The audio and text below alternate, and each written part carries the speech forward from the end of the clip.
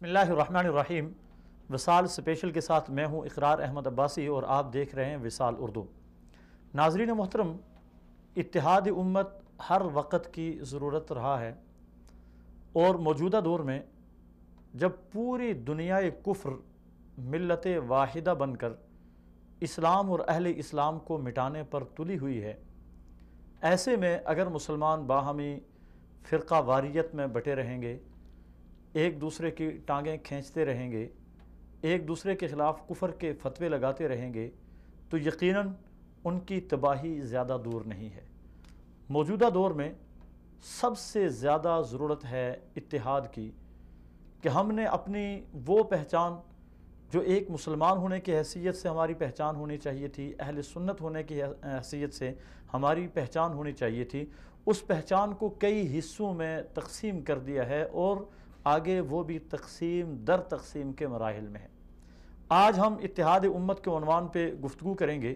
کہ موجودہ دور میں اتحاد امت کس قدر ضروری ہے اور اس کی ضرورت اور اہمیت کیا ہے۔ اس عنوان پہ آج ہمارے ساتھ گفتگو کریں گے علامہ میر اشتیاق احمد ایڈوکیٹ صاحب، جو صوبائی چیف آرگنائزر ہیں مہناج القرآن انٹرنیشنل کے۔ میں سب سے پہلے اپنے پروگرام میں علامہ میر اشتیاق احمد صاحب کو خوش آمدید کہتا ہوں، اور آپ کا شکریہ ادا کرتا ہوں کہ آپ نے وصال اردو کے اس پروگرام کو جوائن کیا۔ بہت شکریہ جناب۔ جزاک اللہ۔ علامہ صاحب، آپ کیا سمجھتے ہیں کہ اتحاد امت جو یقیناً ایک لفظ ہی ایسا ہے کہ اس لفظ میں سمجھتا ہوں بڑا خوشبودار قسم کا لفظ ہے، تو اس وقت اس کی ضرورت اور اہمیت پہ آپ کیا کہیں گے؟ بسم اللہ الرحمن الرحیم۔ میں علامہ صاحب آپ کا اور آپ کے ریفرنس سے وصال اردو کا شکر گزار ہوں کہ جنہوں نے اس فورم سے اس اہم موضوع پر کشائی کا مجھے بھی موقع فراہم کیا۔ جزاک اللہ۔ جیسا آپ نے اپنے پروگرام کے انٹرو میں کہا کہ اتحاد امت کی تو ہمیشہ سے ضرورت رہی ہے، جی، اور یہ ایسی ایک ناگزیر چیز ہے جس کے بغیر امت کا فروغ اور امت کی بقا جس کے بغیر ممکن نہیں ہے۔ جی، یہ ناگزیر ہے، نہ صرف یہ کہ یہ ضروری ہے، بہت ہی ضروری ہے۔ جی، عالم کفر کی موجودہ پوزیشن، یعنی ایک چیز پہ تو وہ ان کا اتفاق ہے، ان کے باہمی مفادات کے اوپر اختلافات ہو سکتے ہیں، لیکن ایک چیز پہ اتفاق نظر آتا ہے کہ اسلام کا احیاء اور اسلام کی اقامت کے لیے جو ہونے والی کوششیں ہیں، انہیں کسی نہ کسی طریقے سے روکا جائے ان کا راستہ، اور انہیں ذکر پہنچائی جائے۔ جی، ایسے میں سمجھتا ہوں کہ اگر اہل اسلام نے اسلام کے ٹائٹل کو، اسلام کی امبریلا کو، اسلام کی چھتری کو، اور وہ مسلمات جی، اور وہ مشترکات جن کے اوپر کوئی اختلاف نہیں ہے، ان کی اہمیت کو سمجھتے ہوئے اگر ایک پلیٹ فارم پہ جمع ہونے کی سعی نہ کی تو شاید دشمنوں سے زیادہ ہم خود اپنی کاز کے دشمن ہوں گے۔ جی، وہ نقصان جو ہمارا دشمن اسلام کو اور اہل اسلام کو پہنچا سکتا ہے، اس سے زیادہ ہماری وہ غیر دانش مندانہ روش نقصان پہنچائے گی، جی، جو ہمیں ہمارے ایک اجتماع کو اور ہمارے اجتماعی شرازے کو بکھیرنے میں بڑا کردار ادا کر رہی ہے۔ بے شک۔ اتحاد امت میں رکاوٹ جو چیز ہے سب سے بڑی، وہ اہل کفر تو ہیں ہی ہیں، جی، کہ ان کے عالم باطل اور طاغوت، اہل طاغوت کے مختلف جو پروگرامز اور پلاننگز ہیں، جی، لیکن ہم ان کے اعلی کار غیر دانستہ طور پر یوں بن جاتے ہیں، جی، یوں بن جاتے ہیں کہ جب ہم اپنی ایک اعلیٰ کاز کو اور ٹارگٹ کو پیش نظر رکھنے کے بجائے ہم اپنی انا کو پیش نظر رکھ لیتے ہیں۔ ایسے ہی، بالکل ایسے ہی۔ جب ہم اپنی انا پہ کمپرومائز نہیں کرتے، ایگو ہماری جو اپنی ایک وہ خود نمائی یا خود ستائشی، یا اس میں آپ وہ مسلکی بنیاد پہ ہو، خواہ وہ کسی رنگ اور نسل اور زبان کی بنیاد پہ ہو، کسی بھی وجہ سے ہو، ان چیزوں کو جب تک ہم ان کی حوصلہ شکنی کرتے ہوئے۔ علامہ صاحب، ہم دیکھتے ہیں کہ پاکستان میں اس وقت اہل سنت کے 3 بڑے مسالک ہیں، بریلوی ہیں، دیوبندی ہیں، اہل حدیث ہیں۔ یہ 3 تقسیمیں جیسے کیسے بھی ہو گئی ہیں۔ اللہ تبارک و تعالیٰ مزید تقسیموں سے ہمیں محفوظ رکھے۔ یہ 3 بنیادی طور پہ تو اللہ کو تو ایک مانتے ہیں، قرآن کو اللہ کی کتاب اور آخری کتاب مانتے ہیں، رسول اللہ صلی اللہ علیہ وسلم کو اللہ کا آخری نبی مانتے ہیں، حضرات صحابہ اکرام رضوان اللہ علیہم اجمعین کا احترام کرتے ہیں، اور ان کے گستاخ کو اچھی نظروں سے نہیں دیکھتے ہیں۔ تو آپ کیا سمجھتے ہیں کہ ان کے اندر کے جو اختلافات ہیں اور جو بہت زیادہ حد تک بڑے ہوئے ہیں، ان میں بہت سارے لوگ ایسے بھی ہیں جو ایک دوسرے پہ کفر کے فتوے لگاتے ہیں، یہ چیز کس طرح کم ہو سکتی ہے؟ عباسی صاحب جیسے آپ نے فرمایا نا، اور ایک مسلمہ بات بھی ہے کہ 1000 مائلز کا جو وہ ہے نا جرنی، وہ سٹارٹ ایک سٹیپ سے ہوتی ہے. جی ہاں بالکل ایسے ہی. لمبا سفر ایک بہت اونچے درخت پہ چڑھنے کے لیے آپ اس کی آغاز ابتدا سے اس کی کرتے ہیں. تو ہمارے ہاں دائی اتحاد امت کے کئی قسم کے ہیں، جو صرف اخباری بیانات اور سیمینارز کی حد تک وہ اتحاد ہوتا ہے. اس حال سے نکل کے ہر ایک کا اپنا اپنا پھر وہ راستہ اور اپنے اپنا مشن ہوتا ہے. تو بہت سارے دیگر مطلب ہے جو گروپس اس اتحاد کو آپ فوٹو اسٹیشن اتحاد فوٹو اسٹیشن تو ان دیگر چیزوں کو یہاں قریب لانے کے بجائے میں آپ کی بات کو بڑا اسٹرانگلی سپورٹ کرتا ہوں، سیکنڈ کرتا ہوں آپ کو، کہ یہاں سے اگر ہم آغاز کر لیں کہ بھائی جو چیزیں جہاں اتحاد ایزی ممکن ہے، جیسے آپ نے مثال دی اہل سنت کی، تو اہل سنت کا اتحاد ہو جائے، تو پھر اگر اس اتحاد کے اندر مزید گنجائش بنتی ہے تو کچھ اصول کچھ قواعد وضع کر کے جو اس پہ اترتا ہو اسے بھی لیا جا سکتا ہے. یعنی یوں ایک اس کا آغاز. اس سلسلے میں آپ دیکھیں نعرے تو سارے لگاتے ہیں، دعوے بھی سارے کرتے ہیں اتحاد کی، لیکن میں ایک بات آگے بڑھ کے جیسے آپ نے میرے تعارف میں فرمایا، میں بتانا چاہتا ہوں کہ شیخ الاسلام ڈاکٹر قادری نے منہاج القرآن کے جو پیٹرن چیف ہیں دنیا بھر میں کام کرتے ہیں، ہم تو اس جو فردر آگے تقسیم ہے اس کے بھی قائل نہیں ہیں. صحیح. میں بڑی ذمہ داری کے ساتھ بڑی جرأت کے ساتھ یہ بتانا چاہتا ہوں کہ جو آپ نے دیوبندی بریلوی اور اہل حدیث گنوایا، ہم اس جو بریلوی ایک ٹائٹل ہے ہماری طرف منسوب ہوتا ہے، ہم اس کو بھی نہیں مانتے. ہم کہتے ہیں حنفیت کی بنیاد پر آ کر وہاں اکٹھے ہو جائیں، پھر اوپر جا کر اسلام کی بنیاد پہ اس میں شافی مالکی اہل حدیث دیگر جو بھی آتے ہیں وہ سارے اس میں ہم اکٹھے ہو سکتے ہیں، اور یہ مزید تقسیمات سے بچایا جائے امت کو. علامہ صاحب آپ کو اللہ تعالیٰ نے کئی مرتبہ عمرے کا یا حج کا سفر، آپ عمرے کا سفر کا اللہ تعالیٰ نے موقع دیا ہے. وہاں جب آدمی مکہ مکرمہ جاتا ہے یا مدینہ شریف آدمی جاتا ہے تو وہاں جا کر اتحاد امت کا عملی مظاہرہ دیکھنے میں ملتا ہے. وہاں کسی کو اس چیز سے غرض نہیں ہے کہ نماز پڑھانے والا کون ہے اور یہ مسجد کس کی ہے. حضرت وہاں کی ایک چیز میں معذرت کے ساتھ آپ کی بات کاٹ دی، وہاں کی ہر مسجد سارے مسلمانوں کی. کیا پاکستان میں ایسا ممکن ہے یا ہوتا ہوا کبھی نظر آ رہا ہے کہ ایک سنی یعنی مسلک کی بریلوی مسلک کی مسجد ہے اور کوئی دیوبندی وہاں چلا جائے، یا دیوبندی تو بریلوی تو آپس میں چونکہ بہت زیادہ عام پہچان نہیں ہوتی، لیکن کوئی اہل حدیث چلا جائے اونچی آواز سے آمین کہہ دے تو سارے گھور دیکھنا شروع کر دیتے ہیں، واویلا کرتے ہیں. کوئی بریلوی کسی اہل حدیث کی مسجد میں آ جائے اور کوئی اس طرح کا معاملہ ہو تو یعنی اس کو بڑی عجیب و غریب نظروں سے دیکھا جاتا. پورے یعنی مجموعی طور پہ سمجھ لیں کہ لوگوں کی نفسیات اس طرح کی بنی ہوئی ہیں. کیا پاکستان میں کبھی یہ ممکن ہوتا نظر آتا ہے؟ اگر نہیں آتا تو اس کے لیے کیا کچھ کیا جا سکتا ہے؟ دیکھیں میں حیران ہوتا ہوں، ہم اہل اسلام یورپ اور امریکہ کی مثالیں دیتے ہیں کہ وہاں یہ اچھی چیزیں ہیں. تو جس بات کا ذکر آپ فرما رہے ہیں، حرمین شریفین تو سارے مسالک سارے مکاتب فکر کے لوگ آتے ہیں، وہ یہاں سے انسپائر کیوں نہیں ہوتے؟ یہاں سے وہ اثر کیوں نہیں لے کے جاتے کہ جب ادھر کھڑے ہو کے میرے اس طرف والا امین بالجہر والا تھا، یہاں والا وہ یہاں ہاتھ باندھنے والا تھا اور یہ کیفیات تھیں، جب یہاں سب ایک ہیں. اس میں ایک اہم بات آپ کو ایڈ کرنا چاہتا ہوں جو آپ نے سوال کیا ہے، وہ یہ ہے کہ پاکستان کے اندر جن تقسیمات کا آپ ذکر کر رہے ہیں چند دیگر ممالک میں، وہاں کی جو سیاسی ماحول ہے اور جو گروپس ہیں اور جماعتیں اور اسٹیٹ کی جو مشینری جن لوگوں کے ہاتھوں میں ہے، اس کا بھی بڑا کردار ہے اس فرقہ واریت کو ہوا دینے میں اور امت کے شرازہ کو بکھیرنے میں. میں یہ بات بھی بڑے شرح صدر کے ساتھ کہہ رہا ہوں، اور اس پہ میری ریسرچ اور اس کے اوپر میرا کام بھی ہے کہ یہ ہمارے ہاں جو پاکستان کے اندر سیاسی گروپس ہیں مختلف، ان میں بے شمار اختلافات ہیں، لیکن ایک بات پہ وہ بھی متفق ہیں کہ اسلام ریاست کا نظام نہ بننے پائے. ہاں بالکل اس بات پہ متفق. اور انہیں یہ بات نظر آتی ہے کہ جس دن اہل اسلام اکٹھے ہو گئے، پاکستان کی غالب نہیں اغلب اکثریت اسلام پہ کی پریکٹس کرتی ہے یا نہیں کرتی، اسلام لونگ ضرور، اسلام کو پسند ضرور کرنے والے. تو جس دن یہ اہل اسلام اکٹھے ہو گئے، ماضی میں کچھ مثالیں بھی ہیں جن جماعتیں جہاں اکٹھی ہوئیں اور انہیں کس طریقے سے اس اتحاد کو ناکام بنانے کے لیے کوششیں کی گئیں. اس کی ایک وجہ ہے کہ ہم محکمہ اوقاف کو لے لیجئے پاکستان میں. اوقاف کا محکمہ، میرے پاس ایک قضیہ آیا ایک اسی طرح کی مسجد کا، میں جو کہ اس لیول پہ کام بھی کرتا ہوں، تو انہوں نے جو ڈی سی اور ان کے جو کمشنر وغیرہ بیٹھے ہوئے تھے، انہوں نے کہا جی آپ مساجد کو اسلام کے نام پہ کیوں نہیں لگاتے؟ اور اللہ کے فضل سے علماء کی موجودگی میں نے ان سے یہ کوسچن کیا. میں نے کہا اوقاف کے محکمے میں آپ دکھائیے کہ کوئی اسلام کا خانہ ہے.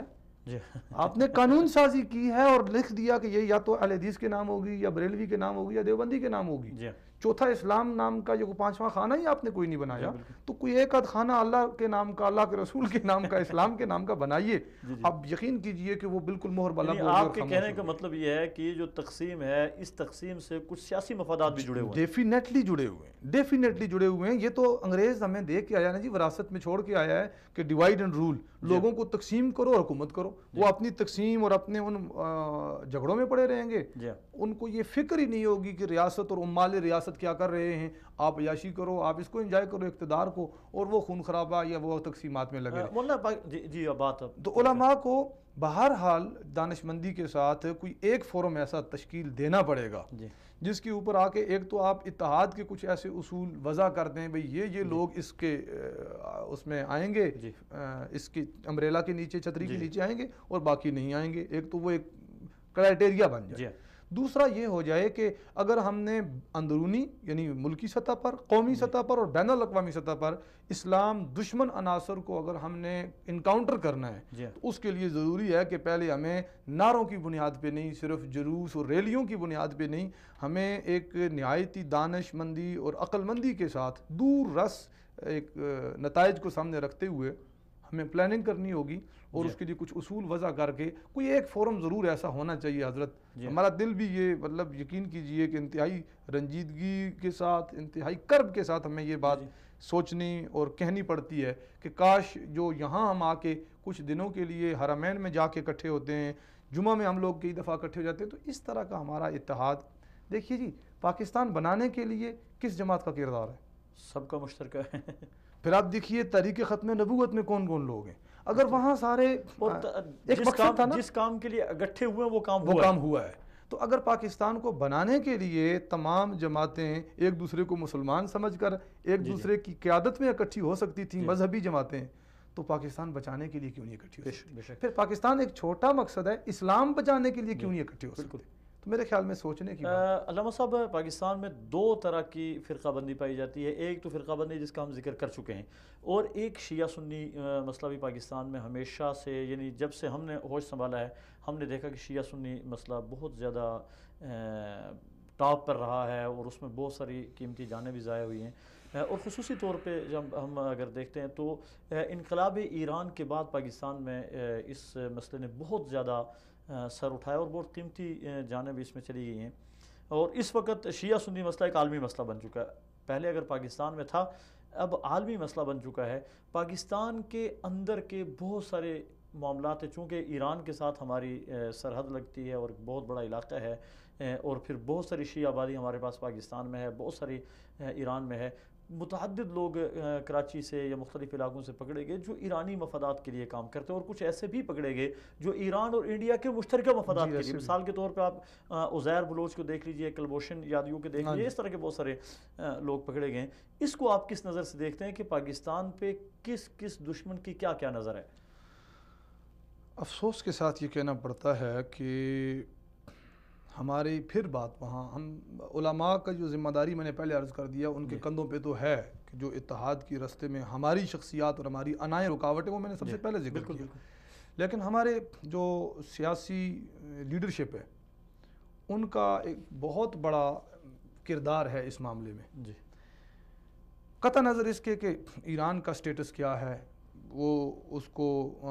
باقی مسلم ریاستیں کس سٹیٹس کے ساتھ لیتی ہیں. دیکھیں جو بھی ہمسایہ ملک ہے، خواہ وہ انڈیا ہے، خواہ وہ چائنا ہے جس کا کوئی مذہب نہیں ہے، اس کی بنیاد پہ ہمارے ایک اچھے ہمسائیگی کے تعلقات ہونے چاہیے. عقیدے اور فکر و نظر کے معاملے میں ہمارے شاید پیدائش سے لے کر وفات تک اختلاف ہی اختلاف اہل تشیعوں سے یا ایران کے یا دیگر لوگوں سے ہوں، لیکن امن کے معاملے میں کوئی اختلاف نہیں ہوگا.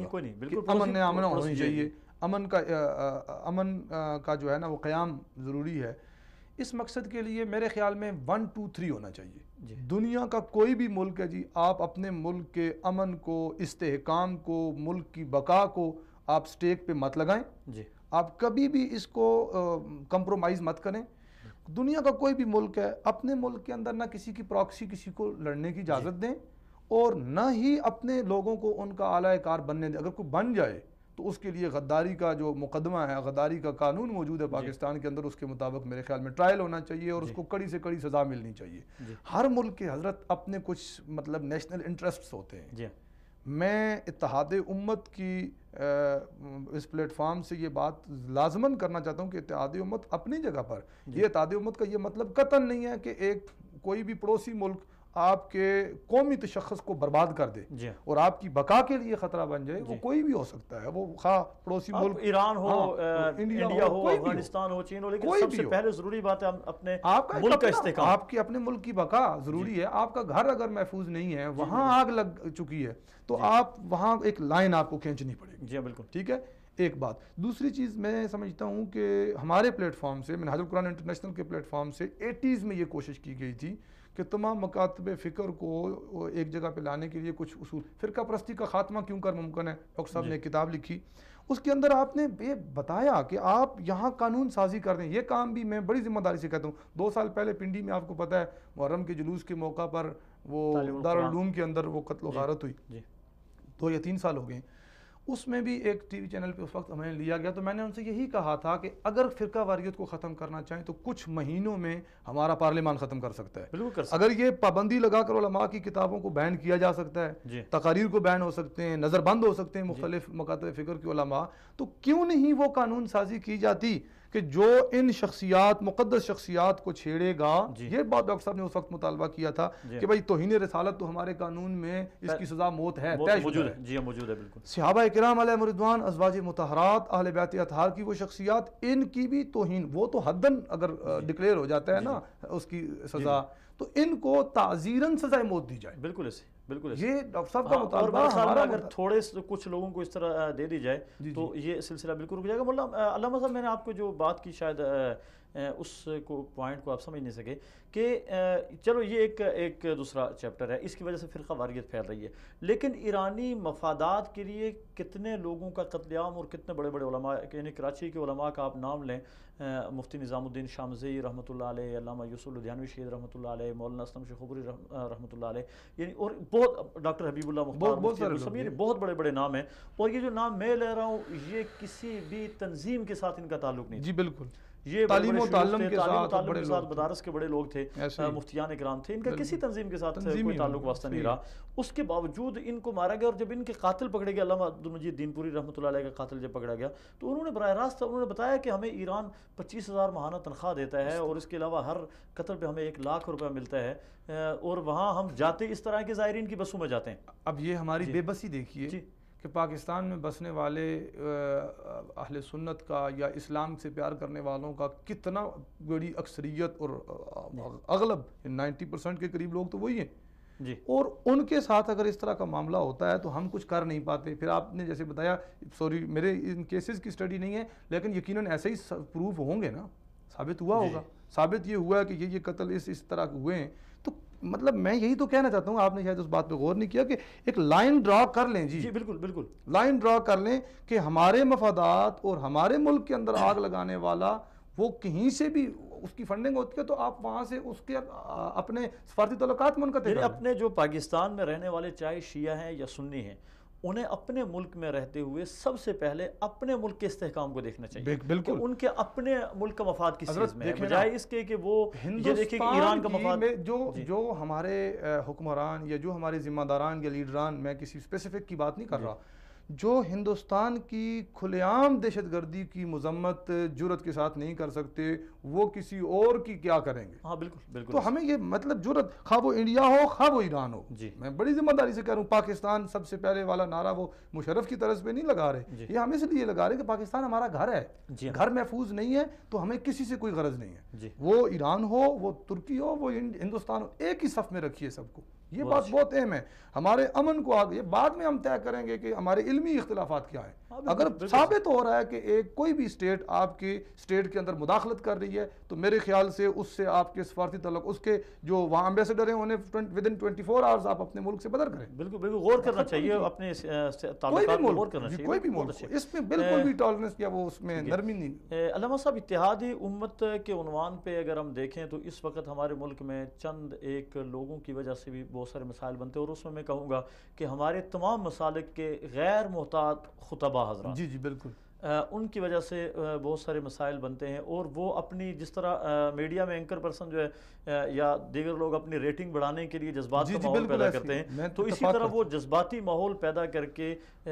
اپنے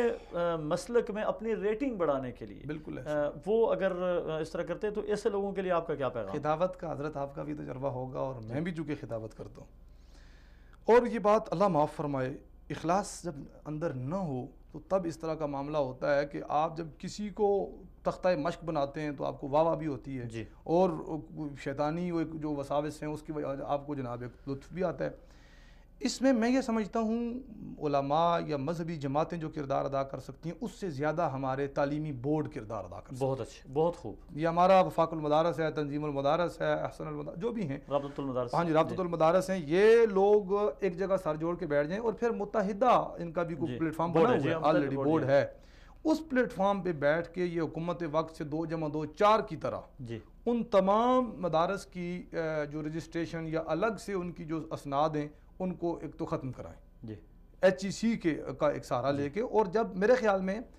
ہمارے علماء اور ذمہ داران اس میں آگے قدم بڑھائیں گے تو میڈیا پہ یہ بات آ جائے گی، اور جب یہ چیز میڈیا پہ آ جائے گی کہ اتنا پازیٹیو ایک سٹیپ اٹھایا جا رہا ہے تو پھر حکومت بھی کچھ زیادہ لے تو لال سے کام نہیں لے سکے گی، ہم سارا کچھ حکومت پہ ڈال دیں، یہ بھی نا انصافی ہے۔ علماء کو یہاں فرسٹ سٹیپ لینا ہوگا، اس کے ساتھ ہی انشاءاللہ العزیز مجھے بڑی توقع ہے ہمارے جو وفاق المدارس یا تنظیم المدارس میں یا رابطۃ المدارس میں لوگ بیٹھے ہیں، بڑے ذمہ دار، بڑے معتدل مزاج کے لوگ ہیں، خواہ وہ جلندری صاحب ہوں، خواہ وہ مفتی منیب الرحمان ہوں، پیر سید حسین الدین شاہ صاحب، بڑے مطلب ہے اچھے لوگ، اور یہ لوگ بیٹھ کے اچھے طریقے سے طے بھی کر سکتے ہیں، ان کے اندر بڑی وسعت ہے بھی، بڑے براڈ مائنڈڈ قسم کے لوگ ہیں۔ اس میں ایک چیز اور میں منشن کرنا چاہوں ان لوگوں کی جی حضرت سوری میں باخدا یہ صرف جذباتی بات نہیں ہے، میں چونکہ لاسٹ 20 ایئرز سے 20 سالوں سے اس فیلڈ میں ہوں، ان لوگوں کی سند جب تک آپ کینسل نہیں کرتے نا تب تک انہوں نے باز نہیں آنا۔ بالکل ایسے، اور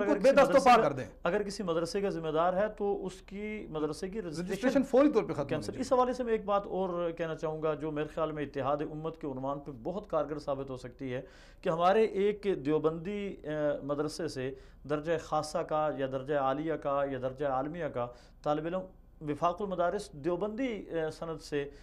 بریلوی مسلک کے مدرسے میں جاتا ہے تو اس کو داخلہ نہیں ملتا، بریلوی اہل حدیث میں جاتا ہے تو اس کو داخلہ نہیں ملتا، اہل حدیث کسی اور یعنی تیسرے میں بریلوی یا دیوبندی مدرسے میں جاتا ہے اسے اس سند کی جزاک اللہ خیر، جزاک اللہ خیر۔ کیا وجہ ہے کہ ان چاروں نے مل کے اپنی سند کو HEC سے منظور کروایا ہوا ہے، اور وہاں پہ تو سارے مل کے لڑائی لڑتے ہیں کہ ہمیں میٹرک کا درجہ دیا جائے، فلاں کو FA کا درجہ دیا جائے، فلاں کو BA کا درجہ دیا جائے، فلاں کو MA کا درجہ دیا جائے، اور درجہ دے بھی دیا، حکومت نے سرکاری سطح پہ درجہ دے بھی دیا، اور مبادلہ کی سند مل بھی رہی ہے۔ وہاں پہ اگر معادلہ سند موجود ہے تو کیا وجہ ہے کہ اسی سند کی حیثیت ایک وفاق کے ہاں مسلمہ ہے تو دوسرے وفاق کے ہاں مسلمہ کیوں نہیں؟ یہی سب سے بڑا مسئلہ ہے جناب، کہ ابھی تک کو سوری ٹو سے وہ کتا کنویں میں پڑا ہوا ہے، جی 40 ڈول نکال لیے گئے ہیں، جب تک یہ نہیں نہ نکلے گا جی ہمیں تھوڑا سا اچھا اس کا بھی حل موجود ہے، مطلب ایک مسلک مکتب فکر کو یہ اختلاف ہے کہ فلاں چیزیں اس کی درست نہیں ہیں، ایک جگہ پہ بیٹھ جائیں نا، آپ کا جو تھنک ٹینک ہے، جو آپ کا بڑا برین ہے، بڑے بڑے علماء مفتیان شیوخ الحدیث ایک جگہ پہ بیٹھ جائیں، ہمارے یہاں مسئلے کیا ہیں، مجھے یہ بات کھل کے کرنی ہوگی،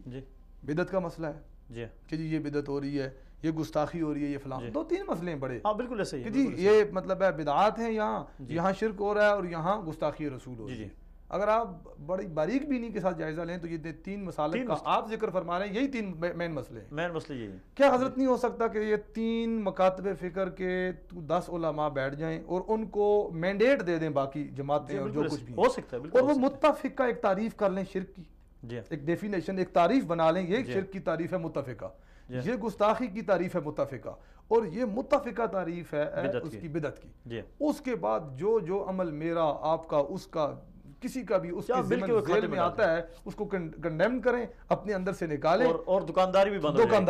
جائے۔ آپ یقین کیجئے باخدا اتنا ایک مطلب ہم اس کو اپنے پیار کے ماحول میں مدنی ماحول کہتے ہیں، اتنا ایک مدنی ماحول بن جانا ہے صحابہ کرام کی محبت کا، قوت کا، تو اصل میں بہرحال ہمیں ہمارے منقسم ہونے میں اس میں ایک چیز اور جو میرے ذہن میں آئی ہے نا، اب جتنے بھی وفاق پڑھا رہے ہیں اہل سنت کے تینوں وفاق، بلکہ رابطۃ المدارس جماعت اسلامی بھی الگ سے ایک وفاق ہے ان کا، تو ان چاروں میں بنیادی طور پہ کیا پڑھایا جاتا ہے؟ قرآن پڑھایا جاتا ہے، حدیث پڑھائی جاتی ہے، فقہ پڑھائی جاتی ہے، اصول فقہ، اصول حدیث وغیرہ، وہ فقہ میں آ جائے گی، صرف اور نحو، جی ہاں، ٹھیک ہے، یہ 5 چیزیں پڑھائی جا رہی ہیں۔ اب یہ پانچوں جگہوں میں پڑھائی جا رہی ہیں، اور میرے خیال میں کہ اگر ان کی کتابیں دیکھی جائیں تو 90% کتابیں بھی ایک ہی ہیں، مشترک، بالکل ایسے ہی 90% کتابیں بھی ایک ہی ہیں، مشترک ہیں۔ تو میرا تو خیال ہے کہ اگر تھوڑا سا اس میں کوئی نہ صرف کتابیں حضرت، شروحات بھی کئی جگہوں پہ ایک ہی پڑھائی جاتی ہے، بالکل ایک ہی پڑھائی جاتی ہے، ان کی شرح ہیں وہ بھی کئی جگہوں پہ، میں نے اپنی آنکھوں سے دیکھا، تفسیر جلالین وہاں بھی پڑھائی جا رہی ہے، یہاں بھی پڑھائی جا رہی ہے، ٹھیک ہے، کنز پڑھائی جا رہی ہے، ادھر بھی پڑھائی جا رہی ہے، ادھر ہدایہ پڑھائی جا رہی ہے، اور بلکہ اس کے جو شروحات لکھی ہیں مدارس کے اندر بیٹھے ہوئے جو دیوبندیوں نے لکھی ہے وہ بریلوی مدرسوں کے طلباء اس سے استفادہ کر رہے ہیں، بریلویوں نے جو لکھی ہیں وہ دوسرے کر رہے ہیں، اہل حدیثوں کے ایسے ہی ہے، بالکل ایسے۔ تو یہی تو ہمارا سیاپا اور سوچنے کی وجہ اور پریشان ہونے کی چیز ہے کہ جب اتنا کچھ آپ مشترکہ کر کے پھر بھی اپنے دلوں میں اگر نفرتیں بھر دیں تو انا للہ و انا الیہ راجعون نہیں پڑھ سکتے ہم۔ میرے خیال میں اب ویسے کافی ساری گنجائش بن رہی ہے، بعض مدارس ایسے ہیں کہ ایک دو کا نام لے لیا تو باقی دوستوں کو شاید شکوہ ہو جائے، کسی کا نام نہیں لیتے، انہوں نے بڑا اچھا کام سٹارٹ کیا ہوا ہے، ان کے اسکالرز، ان کے جو فارغ التحصیل لوگ ہیں وہ ایک تو صرف مسجد و ممبر تک محدود ہو کے نہیں رہ گئے، بالکل ایسے، دوسرا ہم مدارس میں ان کو فنون اور علوم تو پڑھاتے ہیں، جی، جو ہمارے فضلاء ہیں، جی، ان کو ہم فکر نظریہ دے کے کوئی نہیں بھیجتے، معذرت کے ساتھ، بالکل ایسے، سیرت کا جو پورشن ہمارے ہاں ہے نا حضرت، جس دن وہ ایک مستقل سبجیکٹ کا کی حیثیت اختیار کر جائے گا اس دن بہت سارے مسائل کم ہو جائیں گے، بالکل ایسے، ہم انہیں ایک اسکالر، آپ نے نظریے کی بات کی، مجھے ایک چھوٹی سی بات یاد آ گئی، سوشل لیڈر، ایک جملہ مکمل کر لوں، سوشل لیڈر جس دن ہم نے بنانا شروع کر دیا نا اپنے فضلاء کو، اس دن انشاءاللہ معاملات حل۔ آپ نے نظریے کی بات دی، انگریز نے جو ہمیں نظام تعلیم دی ہے، نظام تعلیم کے ساتھ روٹی کا نظریہ دیا اس نے، اب انگریزی سکول میں داخل ہونے والا بچہ نرسری میں روٹی کے نظریے پہ کام کرتا ہے، بالکل وہ اسی نظریے سے پڑھتا ہے کہ میں نے پڑھ کے روٹی کمانی ہے، رزق کمانا ہے، اور اسی وقت اپنی منزل متعین کرتا ہے کہ میں نے ڈاکٹر بننا ہے، میں نے انجینئر بننا ہے، انجینئر پیسے زیادہ کماتا ہے، ڈاکٹر یعنی اس لیے نہیں وہ کہ انجینئر بڑی خدمت کر رہا ہے، ڈاکٹر بڑی خدمت کر رہا ہے، نہیں، ڈاکٹر کی تنخواہ زیادہ ہے، ڈاکٹر پیسے زیادہ کماتا ہے، اس لیے میں نے ڈاکٹر بننا ہے، میں نے فلاں فیلڈ میں جانا ہے، یعنی وہ نظریہ ساتھ میں دے دیا تعلیم کے ساتھ، جس کی وجہ سے وہ میں سمجھتا ہوں کہ اپنے نظریے پہ انگریز کامیاب ہو گیا، جبکہ ہم نے مدارس میں 10 سال 20 سال طلباء کو پڑھا لیا اور ساتھ میں فیلڈ کا نظریہ نہیں دیا کہ تم کس فیلڈ میں کام، سوشل سٹیٹس جس دن آپ نے دینا شروع کر دیا نا اس دن میرے خیال میں، اب آپ دیکھیے نا کہ مفتی تقی عثمانی صاحب ہیں، جسٹس کرم شاہ الازہری ہیں، 2-3-4 نام، ڈاکٹر قادری صاحب ہیں، جماعت اسلامی کے کچھ فئات نے کام کی، گروپس نے کام کیا ہے، جہاں ان لوگوں کے جو فضلاء کی ایک کھیپ سامنے آ رہی ہے اس کا بہرحال جامعۃ الرشید ہے کراچی میں، بڑے کراچی میں کافی ادارے ہیں، تو ان کے اندر وسعت بھی ہے، وسعت نظری بھی ہے، وسیع الذہن لوگ ہیں، اور وہ معاشرے کے اندر ایک مؤثر کردار بھی ادا کر رہے ہیں، اور وہ جو گلا تو گھونٹ دیا اہل مدرسہ نے تیرا، کہاں سے آئے صدا لا الہ الا اللہ، وہ والا معاملہ بھی ختم ہو گیا، مطلب ایک بالکل نیرو مائنڈڈ سا، ایک لمیٹڈ سا ایک مولوی بنا کے آپ نے پپٹ چھوڑ دیا ہے جس نے ان 4 لائنوں سے آگے نہیں نکلنا، اور یہی کفر اور یہی اسلام ہے، اس کے پاس ہے وہ اسلام ہے، باہر سارا کفر ہے، وہ چیزیں کافی حد تک ختم ہو گئی ہیں، اور اب انشاءاللہ آگے بہتری کی طرف کام ہو رہا ہے، لیکن وہ چیزیں جن کو جلدی اور ہنگامی بنیادوں پہ کرنا چاہیے وہ ہم نہیں کر رہے، وہ یہی بات ہے کہ یہ ہمارے مدارس کے بورڈ بیٹھ جائیں اور ایک پالیسی وضع کر لیں، جیسے آپ نے بہت ہی اچھی بات کی کہ جو انٹر بورڈز ہمارے ایک دوسرے کے ہاں داخلہ نہ ملنا، گورنمنٹ کے سارے کالجز کو، گارڈن کالج والے کو دوسرے کامرس کالج میں داخلہ ملتا ہے، پنجاب یونیورسٹی والا ایگزام اگلا جا کے کنٹینیو کر سکتا ہے، آگے تعلیم کسی اور یونیورسٹی میں، اسلامک یونیورسٹی میں یا دیگر میں حاصل کر سکتا ہے، تو کیوں نہیں تنظیم المدارس والا امتحان جا کے وفاق میں دے سکتا، جبکہ سلیبس بھی ایک جیسا ہے، وسعت کچھ پیدا کریں، اور پھر بچے کا ذہن ایک سادہ سلیٹ ہے، آپ کے پاس آتا ہے، آپ نے اس کو جو بنا دیا، تو میرے خیال میں اتحاد امت کا ایک سبجیکٹ بھی ہونا چاہیے ہمارے اس مختلف، خواہ وہ عامہ خاصہ عالیہ لیول پہ ہو یا اوپر ہو، اور اس کے ساتھ ساتھ سیرت کو ہمیں بطور مضمون ہر کلاس میں پڑھایا جانا چاہیے، بہت اچھا، تو اللہ تعالیٰ کا فضل ہوگا انشاءاللہ، لوگ اچھے موجود ہیں، چلیں اللہ کرے کہ یہ وصال ٹی وی کی صدا کسی کانوں تک پہنچ جائے تو وہاں سے کوئی فیصلہ ہو جائے۔ ہاں، وصال اردو کا تو بنیادی طور پہ اس کی کوشش بھی یہی ہے کہ یہاں سے ہم جو آواز بلند کریں وہ آواز اتحاد امت کی ہو، امت کی آواز، اس میں کسی فرقے کی بات نہ ہو، اس میں کسی مسلک کی بات نہ ہو، اس میں کسی تنظیم کسی جماعت کی بات نہ ہو، بلکہ ہماری کوشش یہ ہے کہ یہ سب مسلمان ہیں اور سب ایک، اور ان کی پہچان مسلمان ہونا ہے، ان کی پہچان مسلمان. اور میں سمجھتا ہوں اگر اس نقطے پہ ہم آ جائیں تو انشاءاللہ دنیا کی کوئی طاقت ہمیں شکست نہیں دے سکتی. دیکھیں جی اتحاد کے اندر بہرحال برکت ہے. سید عالم صلی اللہ تعالیٰ علیہ وآلہ وسلم نے ہمیں جسد واحد قرار دیا ہے، جس کا کوئی ایک حصہ اگر جسم کا اس میں تکلیف ہو تو پورا بدن بے قرار ہوتا ہے. اگر آج ہم کسی دوسرے اپنے مسلمان بھائی کی تکلیف کو اپنی تکلیف نہیں سمجھتے، اس کو الٹا ہم اپنے ٹارگٹ پہ رکھتے ہیں، جہاں ہمیں موقع ملے ہم اس کی عزت میں، اس کی شہرت میں یا اس کی جان تک کو لینے کے درپے رہیں، تو ہمارے پاس تو پھر مسلمان ہی نہ رہی، یا وہ نہیں ہے یا ہم نہیں ہیں. تو اچھا اس چیز کو بھی ہمیں تھوڑا سا وہ دیکھنا ہوگا. آج جو پاکستان کے اندر دہشت گردی کی لہر ہے، اس کی بھی وجہ ہماری یہ جو بے احتیاطی ہے نا، کہ ہم لوگوں نے کوئی نظام نہیں بنایا. بالکل ایسے ہی. بہت سارے آپ کو پتہ ہوگا، مینشن کرنے کی ضرورت نہیں، کہ اساتذہ سے ان کے شاگرد خروج کر گئے، بالکل ایسے ہی، اور ان کے خلاف کھڑے ہو گئے. وجہ یہی ہے کہ ہم نے پہلے ان کی تربیت کی کوئی نہیں ہے، امن کی، محبت کی، رواداری کی، وحدت کی، امت کی، اجتماع کے فوائد نہیں بتائے. تو جب معاملہ ہمارے ہاتھوں سے نکل گیا تو پھر ہمیں بھی افسوس ہونے لگ گیا کہ اب کیا پچھتا ہے جب چڑیاں چگ گئی. علامہ صاحب آخری 2 منٹ میں آپ کیا پیغام دینا چاہیں گے اپنے مسلمان بھائیوں کو اتحاد امت کے عنوان پہ؟ سر پیغام تو اللہ رسول کا ہے. اللہ تعالیٰ نے حکم دیا ہے کہ اعتصموا بحبل اللہ جمیعا ولا تفرقوا. بہت اچھا. اس سے بڑا پیغام اور کیا ہو سکتا ہے کہ سید عالم صلی اللہ تعالیٰ علیہ وآلہ وسلم نے اپنی امت کو ایک ہی دھاگے میں پرونے کی بات کی ہے. حضور کی خواہش یہ ہے، اللہ کا حکم یہ ہے. جی بے شک بجا بات ہے نا، اللہ کا حکم یہ ہے، حکم اللہ سے بڑا کسی کا نہیں ہو سکتا. اور کسی خواہش کا احترام، میری خواہش یہ ہے، علامہ کی خواہش یہ ہے، دوست کی خواہش یہ ہے، میرے پارٹی لیڈر کی خواہش یہ ہے، یہ ساری خواہشیں نیچے ہیں. سب سے بڑی خواہش تو رسول اللہ کی خواہش ہے. اب رسول اللہ کی خواہش ہے کہ میرے امتی ایک دھاگے میں ایک تسبیح کی طرح پروئے جائیں. ایک دھاگے میں پروئے ہوئے موتیوں کا نام ایک ہے، تسبیح ہے، اور متفرق ان کی کوئی حیثیت نہیں. تو ہمیں خواہش رسول اللہ کی، میری خواہش نہیں، میرا میسج نہیں، میسج رسول معظم صلی اللہ علیہ وآلہ وسلم کا، اور حکم اللہ تبارک و تعالیٰ کا کہ ہم ایک جگہ پر اکٹھے ہو جائیں. جس دن یہ کام ہمارا یہ جو بکھرا ہوا شرازہ ہے، یہ منتشر طاقت مجتمع ہو گئی، اللہ کی عزت کی قسم یہ دنیا کفر صرف ہمارے اس اجتماع سے ہی خائف ہو کر دور بھاگ جائے گی. اسے جرت نہیں ہوگی کہ وہ جن چیزوں کا آپ نے ذکر کیا کہ ہمارے اسلامی ریاستوں کے اندر کسی قسم کی پراکسی کر سکیں، یا ہمارے اہل اسلام کو اور اسلام کے تشخص کو مٹانے کے لیے وہ کچھ کوششیں ان کی بے شک اپنی جگہ پہ جاری رہیں، لیکن اتحاد ہمارا ایک ایسا وظیفہ اور ایک ایسا عمل اور ایک ایسا سٹیپ ہوگا جس سے انشاءاللہ امت سیکیور ہو جائے گی. اس وقت امت وینٹیلیٹر پہ، حضرت یہ ہر درد دل رکھنے والا یہ سمجھتا ہے کہ امت وینٹیلیٹر پہ ہے. مسلک ہم بچانے کی کوشش میں لگے ہوئے ہیں، امت کو بچانے کے لیے، اسلام کے لیے کوئی نہیں کوشش کر رہا. اللہ تعالیٰ ہمیں یہ ہمت اور توفیق دے کہ ہم امت کے لیے کام کریں. علامہ صاحب بہت شکریہ. آپ میں ایک مرتبہ پھر آپ کا اور وصال اردو کا بھی شکریہ ادا کرتا ہوں. بہت شکریہ آپ کا، آپ نے بڑی قیمتی گفتگو کی ہے. ناظرین محترم، اتحاد امت وقت کی بڑی ضرورت ہے، اور افتراق کے بارے میں اللہ تعالیٰ کا بھی ارشاد ہے، فتنازعوا فتفشلوا وتذهب ريحكم. جب تم آپس میں بکھر جاؤ گے اللہ تعالیٰ تمہاری ہوائی کو اکھاڑ دے گا، یعنی دشمن کے دل سے تمہارے رعب کو نکال دے گا. تو ضرورت اس بات کی ہے کہ ہم آپس میں متحد رہیں، باہمی اختلاف کو ہم بھلا کر ایک امت بنیں، اور آپس میں عدم برداشت کے رویوں کو ختم کریں اور برداشت کے رویوں کو ہم پروان چڑھائیں. اس عنوان پہ آج بہت خوبصورت گفتگو کی ہمارے ساتھ علامہ میر اشتیاق احمد ایڈوکیٹ صاحب نے. میں ایک مرتبہ پھر ان کے شکریہ کے ساتھ آپ سے اجازت چاہتا ہوں. والسلام علیکم ورحمۃ اللہ وبرکاتہ.